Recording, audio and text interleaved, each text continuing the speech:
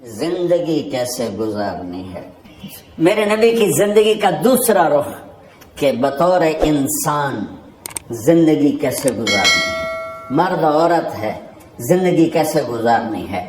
پہلا رشتہ جو قائم ہوا دنیا میں وہ ہے خامد اور بیوی، حضرت آدم اور حوا کا نکاح ہوا۔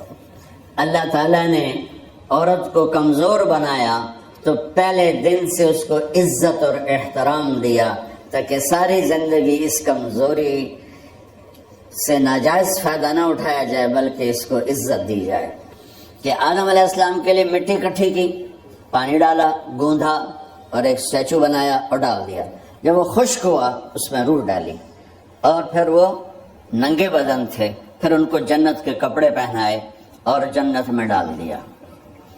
اس کائنات کا حسن بھی عورت سے ہے اور جنت کا حسن بھی عورت سے ہے۔ حضرت آدم علیہ السلام جنت میں، لیکن بابے جی دا دل ہی نہیں لگتا، کلے کلے ہی ٹورے پھر دیں۔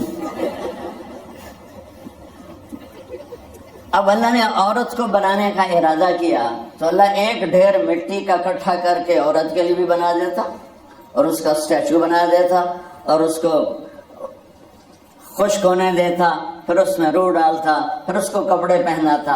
آپ حیران ہوں گے، سبحان اللہ، اللہ نے ایسا نہیں کیا۔ آدم علیہ السلام سوئے، آنکھ کھلی تو دیکھا ایک خوبصورت حسین عورت۔ یہ بات اکثر لوگوں کو معلوم ہوگی کہ یوسف علیہ السلام دنیا کے حسین ترین انسان تھے، اور یہ بات شاید کسی کو معلوم نہیں ہوگی کہ دنیا کی سب سے حسین خوبصورت عورت حضرت حوا ہے۔ حوا جن پر بڑھاپا آیا ہی نہیں، 1000 سال کے قریب زندگی گزاری، بڑھاپا نہیں آیا۔ حضرت آدم اور حوا قریب قریب عمر تھی۔ حضرت آدم کی عمر تو کتابوں میں مل جاتی ہے 1000 برس، لیکن حضرت حوا کی عمر کتنی تھی یہ کہیں پڑھنے کو ملا نہیں، اس لیے میں اندازہ کرتا ہوں کہ قریب قریب ہوگی۔ بڑھاپا نہیں آیا، بیماری نہیں آئی، اور حضرت حوا کو مینسز بھی نہیں آتے تھے۔ یہ عجیب بات آپ کو بتاؤں، اللہ نے اتنا جنت کا ان کے اندر نمونہ رکھا۔ تو جب حضرت آدم کی آنکھ کھلی تو دیکھا ایک حسن کا پیکر، انہوں نے جنت ہی بھول گئی۔ کہنے لگے یا اللہ ہن دل ٹھریا جائے، یار یہ کون ہے؟ یا تیری بیگم؟ کہا واہ جی واہ، موجاں ہی موجاں۔ تو اللہ تعالیٰ نے نکاح پڑھایا۔ سبحان اللہ، اپنے نبی کی شان دوبارہ سنو۔ تو اللہ نے کہا آدم اپنی بیگم کا مہر ادا کرو۔ تو وہ پوچھنے لگے کیا مہر ہے؟ دیکھو ایک بات سنو، مہر کسی کی بیٹی کی قیمت نہیں ہوتی۔ $1 ہو یا $1 ٹریلین ہو، بیٹی کی کوئی قیمت نہیں ہوتی۔ یہ ایک نشان ہے کہ اس بچی پر اب یہ جو خامد ہے وہ موت تک خرچہ اس کے ذمہ ہے، بیوی کے ذمہ خرچہ نہیں ہے۔ خامد کما کے لائے گا اور اپنی بیگم کو کھلائے گا، اور بیوی گھر کی ذمہ داری نبھائے گی۔ تو خیر وہ الگ بات چلی جائے گی۔ اللہ تعالیٰ نے کہا کہ مہر ادا کرو۔ کہا جی کیا مہر ہے؟ تو میرے اللہ نے کہا تیری نسل میں میرا آخری نبی آئے گا، اس پہ 1 دفعہ درود پڑھ دے، یہ مہر ہے۔ اچھا، شروع دن سے ہے کہ میں نے قبول کیا۔ قبول کیا کا مطلب ہے کہ میں اس لڑکی کو قبول کر رہا ہوں، اس کی کمیوں کے ساتھ بھی خوبیوں کے ساتھ بھی۔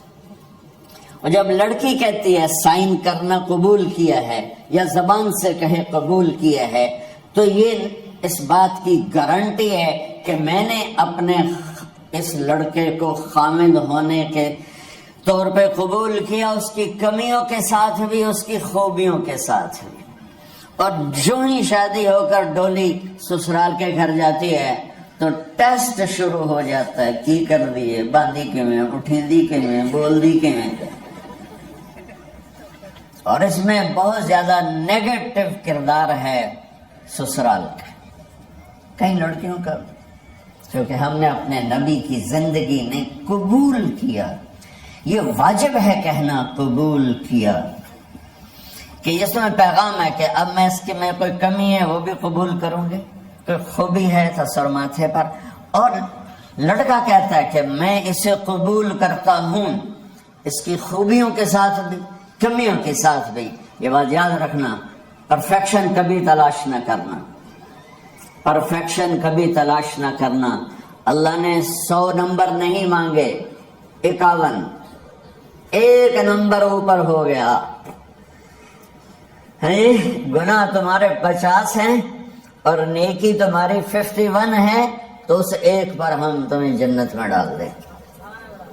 اب کوئی خامد اپنی بیوی میں پرفیکشن دیکھنا چاہے، بیوی اپنے خامد میں پرفیکشن دیکھنا چاہے، ساس سسر اپنی بہو میں، ساس سسر اپنے داماد میں، بھائی اپنے بھائی میں، ماں باپ اپنی اولاد میں، اولاد اپنے ماں باپ میں، جہاں یہ نظر ہوگی تو وہاں لڑائی ہوگی. کمیوں کے ساتھ قبول کر. قبول کا لفظ اتنا واجب ہے، تو ڈر تو پھر بیٹھے کی نا.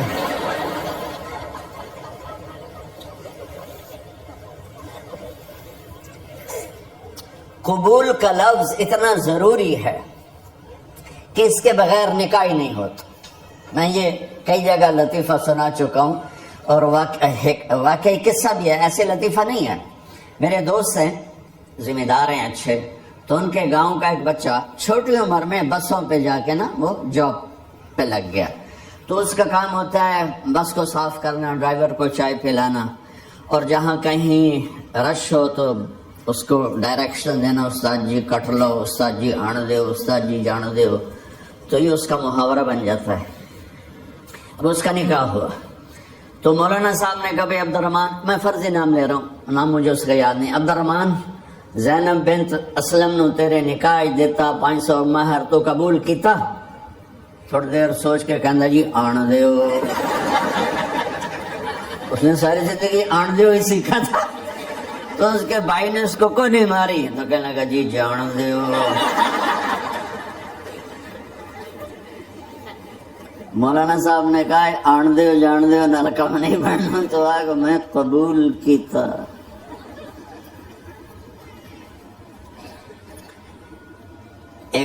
یہ بھی صحیح واقعہ سنا رہا ہوں. ایک نوجوان نے بیوی کو 3 طلاق دے دی کٹھی. اب ہو گیا پریشان، مولانا صاحب کے پاس گیا، کوئی میرے جیسا ہوگا. مولانا صاحب 3 طلاق دے بیٹھا، کوئی مسئلہ کا حرام؟ کہ جی کوئی رستہ حرام، کوئی گنجائش حرام. اس نے جیب سے موٹا سا لفافہ نکالا اور مولانا کے جا نماز کے نیچے ڈال دیا کہ مولانا صاحب کوئی گنجائش. کہ ہوں تو سوچنا ہی پوے کی آخیا یہ تو اپنی بیگم نو. اس آخیا جی میں آخیا تین 3 طلاق. اس آخیا مبارک ہوئے طلاق نہیں ہوئی. میں آخیا جی وہ کیویں؟ آخیا وہ جڑا یہ طلاق ہے عربی دا لفظ، اس سے چاکھنا پمدا ہے طلاق.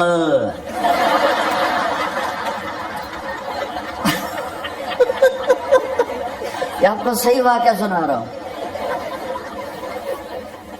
تو تم نے تو چھوٹے کاف کے ساتھ کہا ہے طلاق.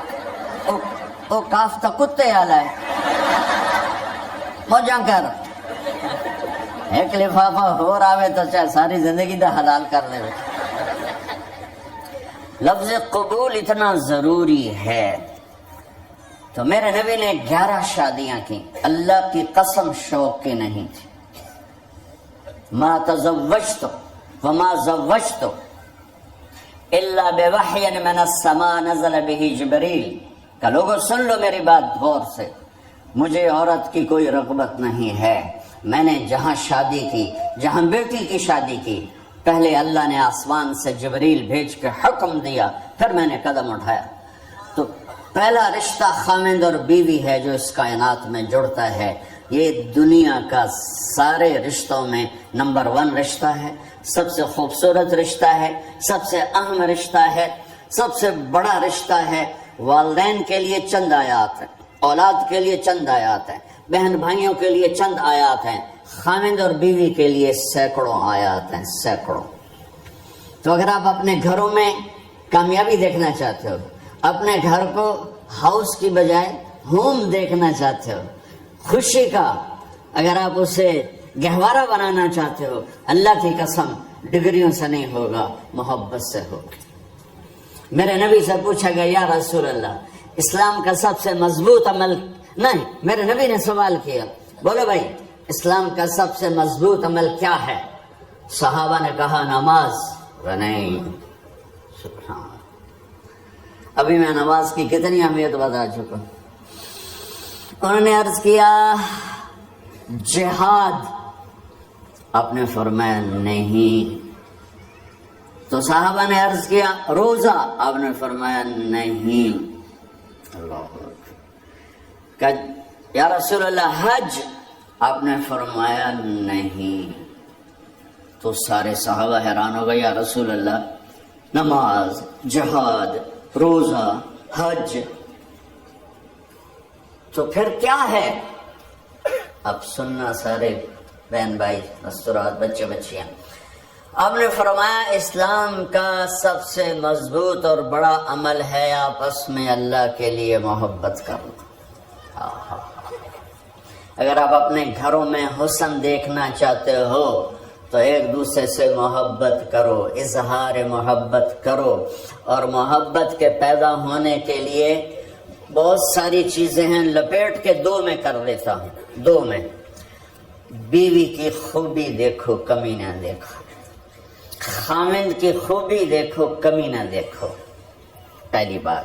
دوسری بات، اس زبان سے زہر نہ اگلو محبت کے پھول، اس زبان سے کڑوے جملے نہ ہوں، طنز نہ ہو، ٹونٹنگ نہ ہو، بےعزت نہ کرو، انسلٹ نہ کرو، تو آپ کے دل جڑ جائیں گے۔ یاد رکھو شکلوں سے زندگی آباد نہیں ہوتی، زندگی اخلاق سے آباد ہوتی۔ تو اپنے گھر سے ٹونٹنگ نکال دو۔ نہ کہا کا مطلب ہے بارش کا زمین میں جذب ہو کر یکجان ہو جانا، 2 زندگیوں کا محبت میں جذب ہو کر یکجان ہو جانے کو نکاح کہتے ہیں۔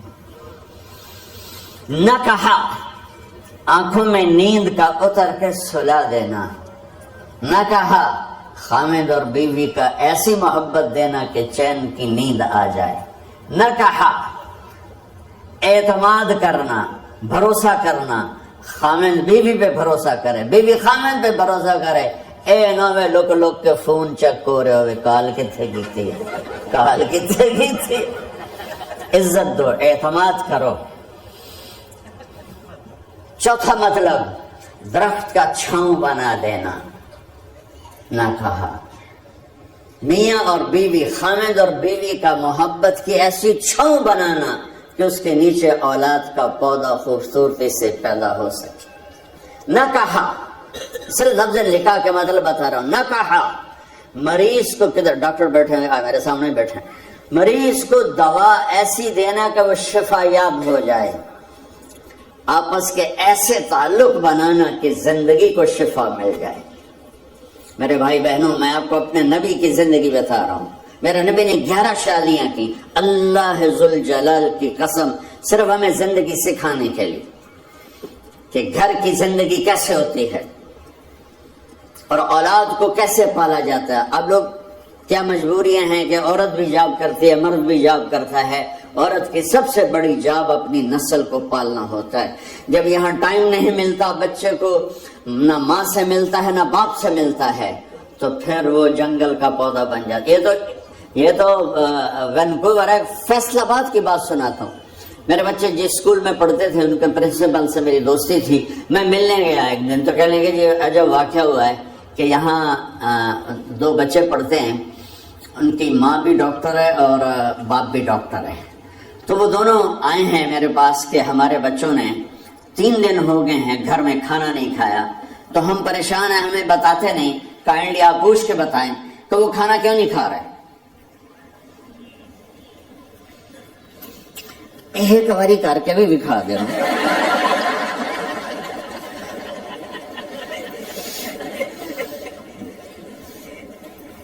ہمارا دین اتنا خشک نہیں، ہمارے مولوی صاحبان نے زیادہ خشک بنا دیا.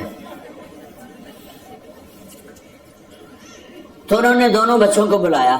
سننا، سارے فیملیز بیٹھے ہو جہاں میں فیملی کی زندگی کو فوکس کر کے نبی سے جوڑ کے بتا رہا ہوں، طارق جمیل کے تجربے نہیں بتا رہا. دونوں بچوں کو بلایا. بیٹا آپ کھانا کو نہیں کھا رہے؟ کہا جی ہم اپنے ممی اور بابا کے سامنے نہیں بتائیں گے. تو انہوں نے دونوں کو باہر بٹھا دیا. پھر پوچھا اب بتاؤ کیا مسئلہ ہے؟ ان کا سر ہم صبح جب ناشتہ کرتے ہیں تو ہمارے ممی ڈیڈی سو رہے ہوتے ہیں، ہماری ان سے ملاقات نہیں ہوتی. جب ہم اسکول سے واپس آتے ہیں تو ممی ڈیڈی اپنے میڈیکل کالج میں ہوتے ہیں، ہاسپٹل میں ہوتے ہیں، تو ہمیں ان کو دیکھنے کا موقع نہیں ملتا.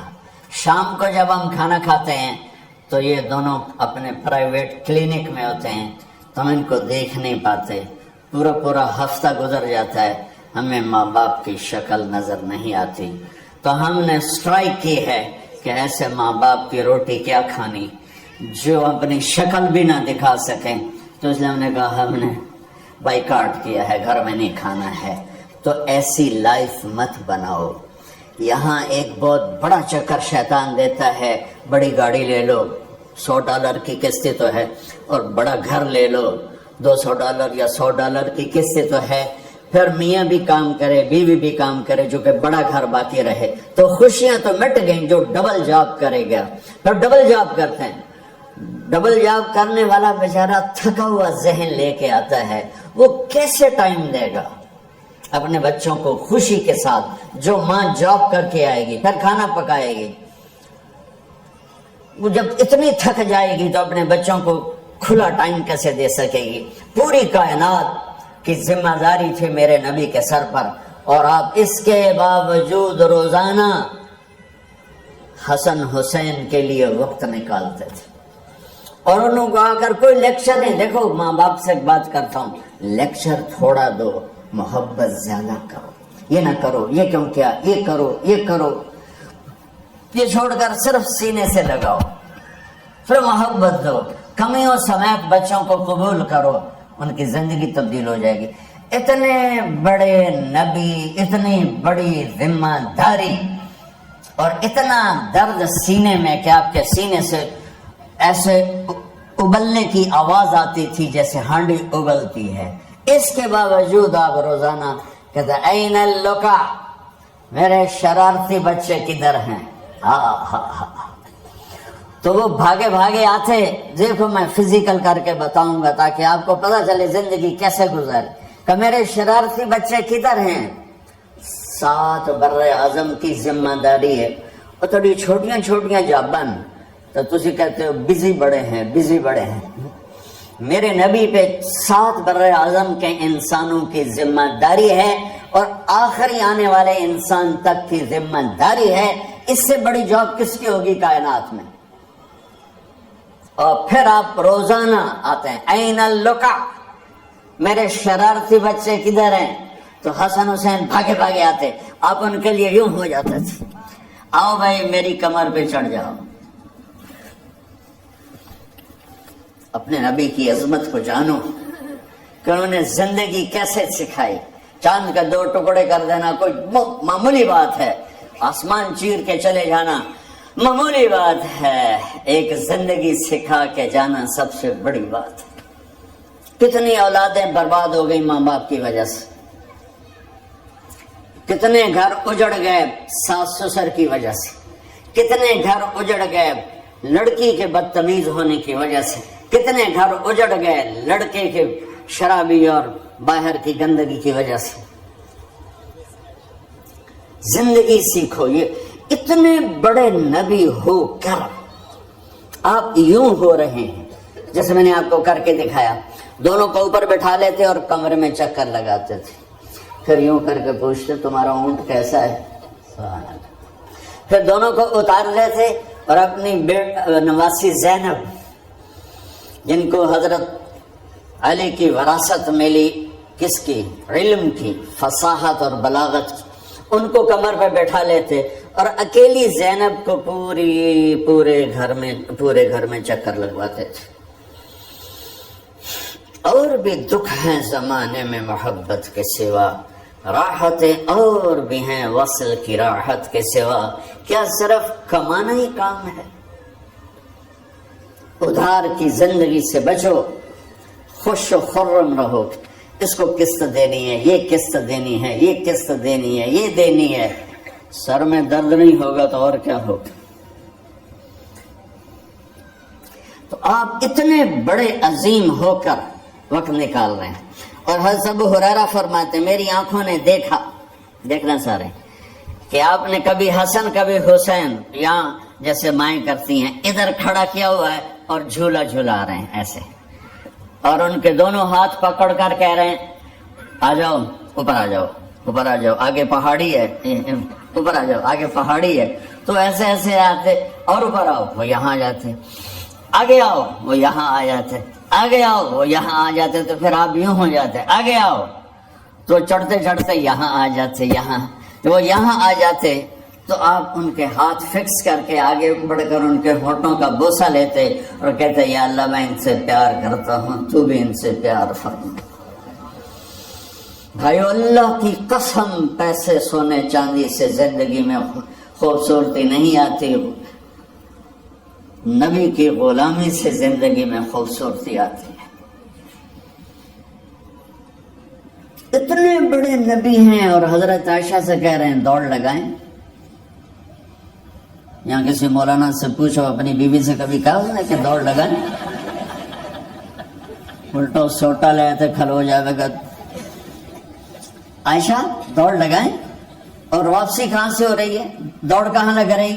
جہاد کے سفر سے واپسی ہو رہی. اور آپ نے اپنے صحابہ سے کہا سب آگے چلے جاؤ. جب سارے آگے چلے گئے اور کوئی نہ